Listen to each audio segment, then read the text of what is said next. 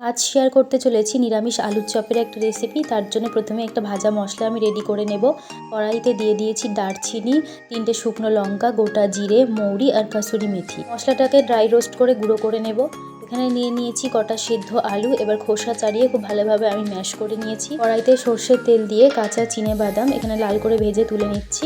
এবার ওই তেলের মধ্যে গ্রেট করে রাখা আদা, কুচনো কাঁচা লঙ্কা আর ম্যাশ করে রাখা আলুটা দিয়ে খুব ভালোভাবে নাড়াচাড়া করে দিয়ে দিচ্ছি পরিমাণ মতো নুন, দিয়ে দিলাম পরিমাণ মতো হলুদ গুঁড়ো, দিয়ে দিলাম কাশ্মীরি লঙ্কার গুঁড়ো, দিয়ে আবারও খুব ভালোভাবে মিশিয়ে ভেজে রাখা গুঁড়ো মশলাটাও এখানে দিয়ে দিলাম। খুব ভালোভাবে মেশানো হয়ে গেলে এবার দিয়ে দিলাম ধনের গুঁড়ো। আমি যেহেতু গোটা ধনে ব্যবহার করিনি, ধনের গুঁড়োটা দিয়ে দিলাম। এবার ভেজে রাখা বাদাম আর অল্প গরম মশলা দিয়ে আমি আলুর পুরটা রেডি করে নিয়েছি।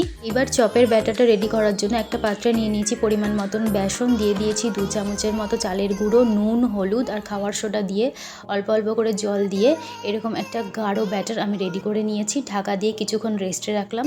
ততক্ষণে পুরটা ঠান্ডা হয়ে গেছে। হাতে সামান্য একটু তেল মাখিয়ে নিয়ে এইভাবে পুর অল্প অল্প করে নিয়ে 2 হাতের সাহায্যে একটা চাপটা করে আলুর চপের শেপ আমি দিয়ে নিচ্ছি। এখানে সমস্তগুলো এখানে রেডি হয়ে গেছে। কড়াই গরম করে পরিমাণ মতন সাদা তেল দিয়ে তেল গরম হয়ে গেলে একে একে এবার এই ব্যাটারে চুবিয়ে তেলের মধ্যে দিয়ে দিচ্ছি। খুব ভালোভাবে উল্টে পাল্টে লাল লাল করে আমি চপগুলো ভেজে নিচ্ছি। সেম পদ্ধতিতে সমস্ত আলুর চপগুলোকে আমি ভেজে নিচ্ছি। সন্ধেবেলার জলখাবারে এক বাটি মুড়ি মাখার সাথে এই আলুর চপ যেমন খুব ভালো লাগে খেতে, তেমনই কিন্তু এই পচা গরমে ঠান্ডা ঠান্ডা পান্তা ভাতের সাথেও এই আলুর চপ দুর্দান্ত খেতে লাগে। তার জন্য নিয়ে নিয়েছি পান্তা ভাত, লেবু, আলুর চপ, স্বাদ মতো নুন, চানাচুর, আমতেল আর কাঁচা লঙ্কা। বাড়িতে অবশ্যই একবার এই পদ্ধতিতে নিরামিষ আলুর চপ রেসিপিটা ট্রাই করবেন। আশা করছি আপনাদেরও খুবই ভালো লাগবে।